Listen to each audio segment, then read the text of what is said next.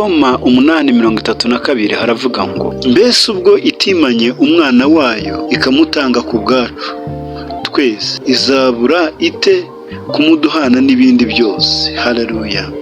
Mbese ubwo itimanye umwana wayo ikamutanga ku bwacu twese izabura ite kumuduhana n'ibindi byose? None niki kikuriza, niki kikubabaje, niki kiguhangayikishije?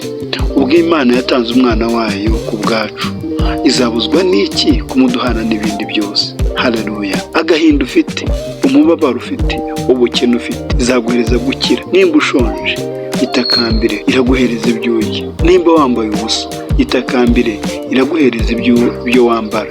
Nimba ufite ibibazo byose itakambire, kuko Imana yaguhaye Yesu Kristo ntabwo yabura kuguhereza amafaranga, ntabwo yabura kuguhereza gukira nimba urwaye, ntabwo yabura kuguhereza umunezero kandi irawufite.